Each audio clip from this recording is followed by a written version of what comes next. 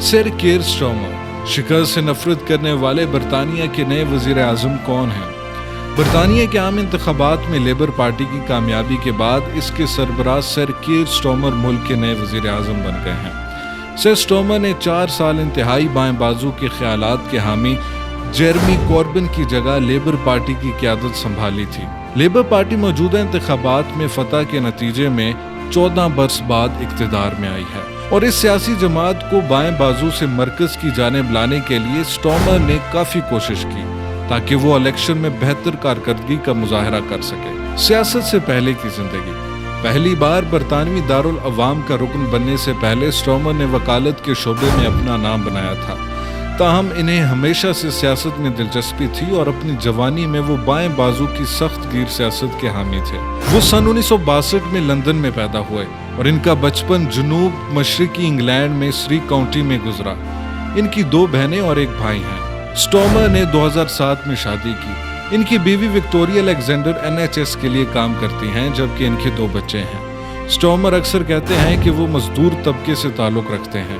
ان کے والد ایک کارخانے میں اوزار بناتے تھے اور ان کی والدہ ایک نرس تھیں۔ ان کے گھر والے لیبر پارٹی کے پرانے حامی تھے، بلکہ سٹارمر کا نام بھی پارٹی کے پہلے سربراہ جو ایک کارکن تھے، کیئر ہارڈی کے نام پر رکھا گیا تھا۔ سٹارمر کے گھر میں سکون نہیں تھا۔ ان کا کہنا ہے کہ ان کے والد سرد مہر تھے اور زیادہ بات نہیں کرتے تھے۔ ان کی والدہ کی زیادہ تر زندگی سٹل ڈیزیز نامی آٹو امیون بیماری سے لڑتے ہوئے گزری۔ بیماری سے لڑتے لڑتے بالآخر وہ چلنے اور بولنے سے قاصر ہو گئیں اور اسی بیماری کی وجہ سے ان کی ایک ٹانگ بھی کاٹنی پڑی۔ سٹارمر نے 16 سال کی عمر میں لیبر پارٹی کی مقامی یوتھ برانچ میں شمولیت اختیار کی۔ کچھ عرصے کے لیے انہوں نے ایک انتہا پسند بائیں بازو کی میگزین سوشلسٹ الٹرنیٹیوز کے مدیر کے طور پر بھی کام کیا۔ سٹارمر اپنے خاندان میں یونیورسٹی جانے والے پہلے فرد تھے۔ انہوں نے لیڈز اور آکسفورڈ سے قانون کی تعلیم حاصل کی اور پھر انسانی حقوق کے ماہر وکیل کی حیثیت سے کام کیا۔ اس دوران انہوں نے کیریبین اور براعظم افریقہ کے ممالک میں سزائے موت ختم کرنے کے لیے کام کیا۔ 90 کی دہائی میں انہوں نے ایک مشہور کیس میں 2 ماحولیاتی کارکنوں کی نمائندگی کی تھی، جن پر multinational restaurant McDonald's نے ہتک عزت کا مقدمہ دائر کیا تھا۔ سن 2008 میں سٹارمر کو پبلک پروسیکیوشن کا ڈائریکٹر اور کراؤن پروسیکیوشن سروس کا سربراہ بنایا گیا، جس کے بعد وہ برطانیہ اور ویلز میں سب سے سینئر پروسیکیوٹر بن گئے تھے۔ سن 2013 میں انہوں نے یہ ملازمت ترک کی، جبکہ سن 2014 میں انہیں سر کا خطاب دیا گیا۔ لیبر پارٹی کا سربراہ بننے تک کا سفر۔ سٹارمر سن 2015 میں لندن کے حلقے ہولبرن اور سینٹ پینکریاز سے رکن پارلیمنٹ کے طور پر دارالعوام کا حصہ بنے۔ اس وقت لیبر پارٹی بائیں بازو کے سیاستدان جیرمی کوربن کی قیادت میں اپوزیشن میں تھی۔ ترک وطن جیسے شعبوں میں حکومت کی کارکردگی کا جائزہ لیتے ہوئے کوربن نے سٹارمر کو ہوم آفس کا شیڈو منسٹر بنایا۔ برطانیہ کی یورپی یونین سے نکلنے کے حق میں ووٹ دینے کے بعد سٹارمر کو بریگزٹ کا شیڈو سیکرٹری بنا دیا گیا۔ اپنے عہدے کا استعمال کرتے ہوئے انہوں نے دوسرا ریفرینڈم کروانے کی کوشش کی۔ سٹارمر کو سن 2019 میں عام انتخابات کے بعد لیبر پارٹی کا سربراہ بننے کا موقع ملا، جب عام انتخابات میں سن 1935 کے بعد پارٹی کو اب تک کی بدترین شکست ملی۔ اسی شکست نے جیرمی کوربن کو استعفیٰ دینے پر مجبور کیا۔ سٹارمر نے بھی لیبر پارٹی کی قیادت بائیں بازو کے پلیٹ فارم سے ہی حاصل کی۔ انہوں نے توانائی اور پانی کی کمپنیوں کو قومیانے اور یونیورسٹی کے طلباء کے لیے مفت تعلیم کی وکالت کی تھی، جبکہ کوربن نے لیبر پارٹی کو بائیں بازو اور اعتدال پسندوں کے درمیان تقسیم کر دیا تھا۔ سٹارمر کہتے تھے کہ وہ پارٹی کو متحد کرنا چاہتے ہیں، لیکن وہ کوربن کے سخت گیر موقف کو بھی برقرار رکھنا چاہتے ہیں۔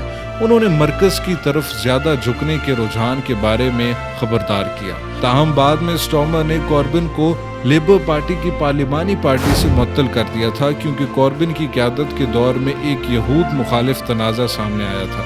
لیبر پارٹی میں بائیں بازو کے خیالات کے حامی بہت سے لوگوں کا کہنا ہے کہ سٹارمر پارٹی کے اندر ایک طویل عرصے سے اس بات کی کوشش کر رہے تھے کہ صرف اعتدال پسند اراکین انتخابات میں بطور امیدوار کھڑے ہوں۔ اسٹارمر کا مختلف معاملات پر کیا موقف ہے؟ اپنی انتخابی مہم میں انہوں نے جو بھی کہا ہو، اسٹارمر پارٹی کو قابل انتخاب بنانے کے لیے مرکز کی طرف لے کر آئے ہیں۔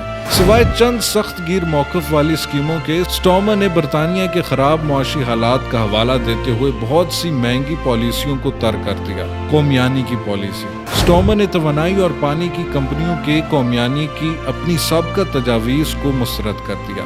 تاہم انہوں نے گریٹ برٹش ریلویز نامی ایک نئی کمپنی کے تحت تقریباً تمام مسافر ریل خدمات کو 5 سال کے اندر دوبارہ پبلک سیکٹر میں لے جانے کا وعدہ کیا ہے۔ تعلیم: اسٹارمر نے کالج کے طلبہ کے لیے ٹیوشن فیس ختم کرنے کے اپنے سابقہ وعدے کو بھی ترک کر دیا۔ وضاحت دیتے ہوئے انہوں نے کہا کہ حکومت اسے برداشت نہیں کر سکے گی۔ اسرائیل غزہ تنازع: اکتوبر 2023 میں اسرائیل پر حماس کے حملے کے بعد اسٹارمر نے غزہ میں اسرائیل کی کارروائیوں کی حمایت کرتے ہوئے کہا کہ اس سے اپنے دفاع کا حق حاصل ہے۔ اس کے موقف پر فلسطینی حامی ووٹرز کی طرف سے سخت رد عمل آیا اور لیبر پارٹی کے درجنوں اراکین پارلیمان نے ان سے اختلاف کیا اور فوری جنگ بندی کا مطالبہ کیا۔ تاہم اس سال فروری میں انہوں نے اس بات پر زور دیا کہ جنگ بندی ایسی ہو جو دیر پا رہے۔ اب یہی ہونا چاہیے۔ عوامی رائے جاننے کے لیے مارچ میں یوگو نامی ادارے کی جانب سے کروائے گئے ایک پول میں سامنے آیا کہ برطانیہ میں 52% لوگوں کا خیال ہے کہ اسٹارمر اس معاملے سے صحیح طرح نہیں نپٹ رہے۔ اسٹارمر نے حکومت کی اس وقت بھی حمایت کی جب یمن کی حوثی جنگجوؤں کی جانب سے اسرائیل سے جڑے بحری جہازوں کی سروس پر حملے کے جواب میں برطانیہ نے حوثی اڈوں پر بمباری کی تھی۔ یورپ: سن 2019 میں اسٹارمر نے بریگزٹ کے معاملے پر دوسرے ریفرینڈم کے لیے زور دیا تھا کہ آیا برطانیہ کو یورپی یونین سے نکل جانا چاہیے یا نہیں۔ اب وہ کہتے ہیں کہ بریگزٹ پر واپس جانے کا سوال ہی پیدا نہیں ہوتا، لیکن وہ یورپی یونین کے ساتھ خوراک، ماحولیاتی اور مزدوروں کے معیارات جیسی چیزوں پر تعاون کے نئے معاہدوں پر بات کریں گے۔ مجھے ہارنے سے نفرت ہے۔ اسٹارمر کے مخالفین اکثر سست روح ہونے پر ان کا مذاق اڑاتے ہیں، لیکن اسٹارمر خود کو قواعد و قوانین کے سخت پابند کے طور پر پیش کرنا پسند کرتے ہیں۔ ان کے ایک ساتھی نے انہیں مسٹر رولز کہہ کر پکارا۔ انہوں نے صرف ایک بار قانون کی خلاف ورزی کی تھی۔ جوانی میں انہیں پولیس نے بغیر ٹریڈ پرنٹ کے آئس کریم بیچتے ہوئے پکڑ لیا تھا۔ وہ آئس کریم ضبط کر لی گئی تھی، تاہم مزید کوئی کارروائی نہیں کی گئی تھی۔ انٹرویو میں وہ اپنی شخصیت کو زیادہ نمایاں نہیں ہونے دیتے، لیکن اس بات کا اعتراف کرتے ہیں کہ ان میں مقابلے کا جذبہ خوب موجود ہے۔ برطانوی اخبار گارڈین سے بات کرتے ہوئے انہوں نے کہا، مجھے شکست سے نفرت ہے۔ کچھ لوگ کہتے ہیں کہ صرف شکست بھی معنی رکھتی ہے، لیکن میں ان لوگوں میں سے نہیں ہوں۔